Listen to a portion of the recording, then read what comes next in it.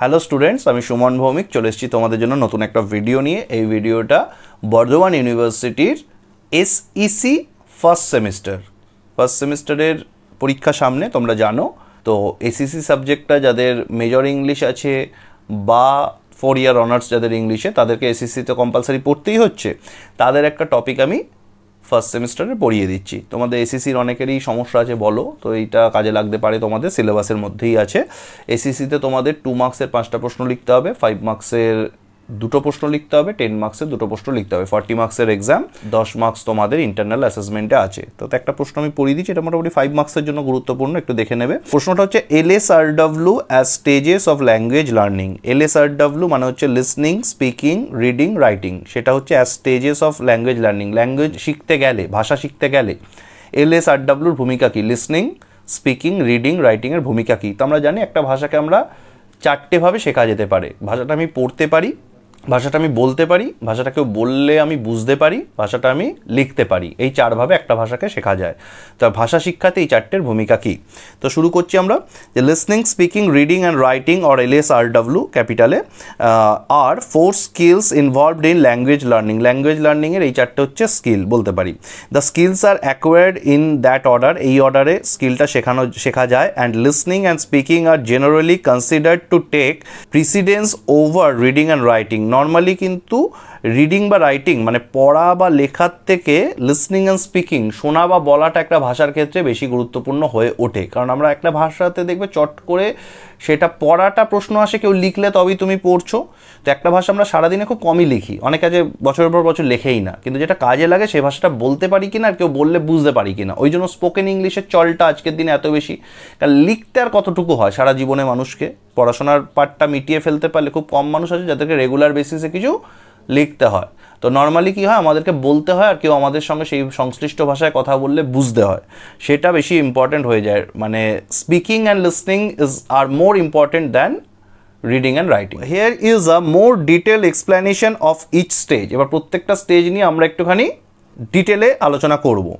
Listening is the first stage. প্রথম হচ্ছে listening, মানে শুনে বোঝাটা। এটা হচ্ছে ভাষা শিক্ষার প্রথম ধাপ বলতে পারি। And it is crucial for language learning. ভাষা শেখার জন্য খুব গুরুত্বপূর্ণ কেউ কিছু বলছে সেটা শুনে বুঝতে পারাটা, নাহলে তুমি কমিউনিকেট করবে কী করে অন্যের কথা না বুঝলে। হোয়েন ইউ লিসন, যখন আমরা শুনি, you are able to understand what others are saying. তখন আমরা বুঝি যে বাকি লোক কী বলছে। And this helps you to build your vocabulary and grammar skills. এবং তার জন্য আমাদের গ্রামার স্কিল এবং ভোকাবুলারি বা শব্দভাণ্ডার যে স্কিলটা সেটা ডেভেলপ করে, আমাদের সেটা বৃদ্ধি পায়। You can also learn about different accents and dialects by listening to people. আমরা যখন বিভিন্ন ভাষার মানে বিভিন্ন জায়গাকার মানুষের উচ্চারণ শুনি, তখন বিভিন্ন ডায়ালেক্টের, বিভিন্ন অঞ্চলের, তখন কি হয়, আমাদের শোনার যে কোয়ালিটিটা, আমাদের যে কথা শুনে বোঝার কোয়ালিটিটা সেটাও ডেভেলপ করে। And from different parts of the world, পৃথিবীর বিভিন্ন জায়গাকার একই ভাষা কিন্তু বিভিন্ন জায়গাকার লোকরা আলাদা আলাদাভাবে বলে। সেটা তোমরা খেলাতে যদি কমেন্ট্রি শোনো বুঝতে পারবে, যেখানকার যে দেশের কমেন্টেটার বা যে দেশের প্লেয়ার সে তার ভাষায় একই ভাষা সকলে ইংলিশে বলছে কিন্তু উচ্চারণটা আলাদা আলাদা। সেটা আমরা শুনে যখন বুঝতে পারি তার মানে আমাদের লিসনিং স্কিলটা কমপ্লিট হয়েছে। এটা আমাদেরকে গ্রামার সম্পর্কে এবং উচ্চারণ ভোকাবুলারি সম্পর্কে অনেকটা এগিয়ে দেয়, ডেভেলপ করে বলতে পারি। Speaking is the next stage. দ্বিতীয় ধাপ হচ্ছে ভাষা শিক্ষার ক্ষেত্রে হচ্ছে স্পিকিং, বলতে পারা। And it is important for being able to communicate with others. এবং অন্যদের সঙ্গে যোগাযোগ রক্ষা করার জন্য ভাষা বলতে পারা খুব দরকার, কারণ তুমি কথা না বললে তোমার সঙ্গে কমিউনিকেট করতে পারবে না লোকে। ওয়েন ইউ স্পিক, যখন আমরা কথা বলি, you are able to practise your pronunciation and grammar skills. তখন আমরা আমাদের গ্রামার এবং আমাদের উচ্চারণটার একটা ব্যবহারিক রূপ নেয়, মানে প্র্যাকটিস হয় সেটার। You can also learn about different ways of expressing yourself. এবং নিজেকে এক্সপ্রেস করার একটা পদ্ধতি হচ্ছে কথা বলতে পারাটা, বাই টকিং টু পিপল, মানুষের সঙ্গে কথা বলা, ফ্রম ডিফারেন্ট কালচার্স। বিভিন্ন কালচারের মানুষের সঙ্গে আমরা যখন একটা যে কোনো ভাষাতে কথা বলি তখন একটা সমন্বয় ঘটে আমাদের সঙ্গে তার, এবং সেই ভাষাটা মাধ্যমে ব্যবহার হয়। Reading is the third stage. 3 নম্বর ধাপ হচ্ছে ভাষা শিক্ষার ক্ষেত্রে রিডিং বা পড়তে পারা। And it is important for being able to understand written information. এবং কিছু পড়ে আমরা বুঝতে পারাটা ভাষা শিক্ষার ক্ষেত্রে খুব দরকার, নাহলে তো আমরা কিছু শিখতে পারবো না পড়ে যদি বুঝতে না পারি। কেউ যদি একটা অ্যাড্রেস লিখে দেখা যায় এটা কোথায় বলুন, আমি যদি পড়তেই না পারি তাহলে আমি তার সঙ্গে কমিউনিকেট করবো কী করে যে সে ভাষায়, তাই না? তো হোয়েন ইউ রিড, যখন আমরা পড়ি, you are able to expand your vocabulary and learn about different topics, তখন আমরা আমাদের শব্দভাণ্ডারটা বাড়ে নতুন শব্দ পড়লে এবং বিভিন্ন টপিক সম্পর্কে আমাদের জ্ঞান বাড়ে। You can also learn about different writing style সম্পর্কে আমাদের জ্ঞান বর্ধন হয় by reading different types of text, বিভিন্ন টেক্সট পড়লে আমাদের এই কোয়ালিটিগুলো ডেভেলপ করে। Writing is the final stage, last stage হচ্ছে কোনো ভাষা শিক্ষার ক্ষেত্রে সে ভাষাটা আমরা লিখতে পারি কিনা, রাইটিং স্কিল যেটাকে বলা হয়। লিখতে যে ভাষা লিখতে পারে সে ভাষাটা অবশ্যই ভালো জানে, কারণ লিখতে গেলে তোমার শব্দও দরকার হচ্ছে, গ্রামারও দরকার হচ্ছে, তোমার ভাষাটা সম্পর্কে চিন্তা করার দরকার হচ্ছে, ফলে সে ভাষাটা তুমি অবশ্যই জানো। যে ভাষা লিখতে পারি সে ভাষাটা আমরা ভালো পারি। And it is important for being able to communicate your thoughts and ideas in writing. নিজেদের যে আমাদের মনের যে আইডিয়া বা থট চিন্তা সেটাকে আমরা রাইটিংয়ে এক্সপ্রেস করতে গেলে আমাদের রাইটিং অবশ্যই শিখতে হবে। when you write you are able to practice your grammar and spelling skills, আমাদের বানানটা যাচাই হয়ে যায়, গ্রামারটা যাচাই হয়ে যায় যখন আমরা লিখি তখন।